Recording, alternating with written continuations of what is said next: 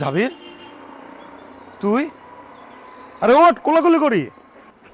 মামা, কতদিন পর দেখা মামা। হ্যাঁ, অনেকদিন পর দেখা। তুই তো দেখা করবি না, তাই ভাগ্য আমার নিয়ে আসছে এখানে, বুঝছ না? একটা অফিসে আসছিলাম কাজে, যাওয়ার পর তোর সাথে দেখা হয়ে গেল। বল, কেমন আছিস? হ্যাঁ, ভালো আছি। তুই কেমন আছিস? আছি বাস। এই অসময়ে তুই এখানে কেন? আরে আমার অফিস তো ওইটা, কাজ করতে করতে মাথা হ্যাং লাগতেছিল, তাই বের হয়ে আসছি। ভাবলাম একটা চা খাই। চা খাবি মামা? একটা চা দিন তো। না না না না না, তোর চা আজকে খাবো না দোস্ত। একদিন সময় নিয়ে তোর সাথে আড্ডা দিব। আজকে তোর ভাবির জিনে ধরার দিন, বুঝছস? আজকে সময় মতো বাসায় না গেলে বাড়ির তোর পাড়কে ফেলাইবো দোস্ত। আজকে আমি আসি, তোর সাথে আর একদিন চা খাবো। আল্লাহ হাফেজ দোস্ত। আজকে তোর ভাবির জিনে ধরার দিন, বুঝছস? আজকে তোর ভাবির জিনে ধরার দিন, বুঝছস? লেখো। লিখো নানু ভাই।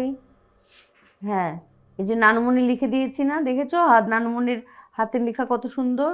একদম নানুমণির মতো লিখো। আচ্ছা থাক, ওর হাতে ছেড়ে দে না। ইস, মশা কামড়াচ্ছে। মা, হুম, কি খেয়েছো? খাবা না?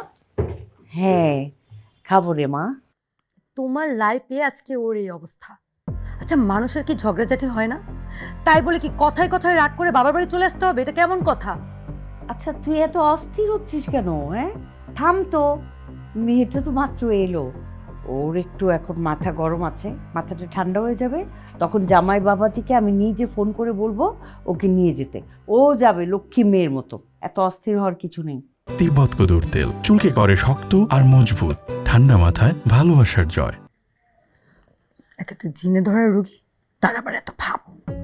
আপু, একদম ফালতু কথা বলবি না। আসার পর থেকে বকবক করতেছিস। আমি আমি জিনে ধরা রোগী? খবরদার, আমার সাথে আর কখনো ওরকম রাগ হয়ে কথা বলবি না। এত রাগ কোত্থেকে আসে? কিসের এত রাগ তোর?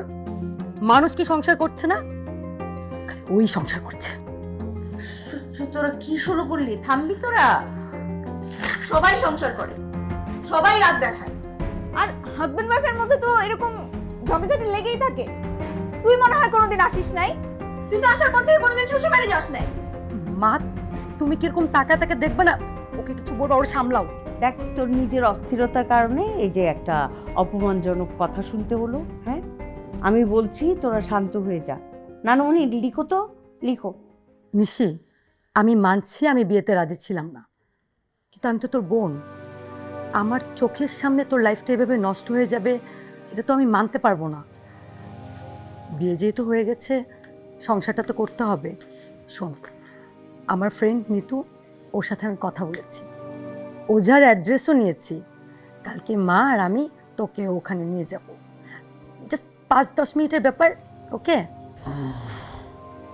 মা, দেখছো কি ফালতু কথা বলতেছে? আচ্ছা মা, এটা অবশ্য ফালতু কথা না। অনেকেই তো আসলে যাচ্ছে, ওঝা টোঝা দেখছে। আমার নিজেরও একটু যেতে ইচ্ছে করো, জাস্ট কৌতূহল আর কি, কিউরিসিটি, বুঝছিস? তোকেও নিয়ে গেলাম, এটা তো দোষের কিছু না, জাস্ট ফান। মানে একটু দেখলাম, ফ্যান্টাসি আসলে। ঠিক আছে, এতে যদি আমাদের উপকার হয় তো হলো, ক্ষতির তো কিছু নেই মা। তুই আর অমত করিস না।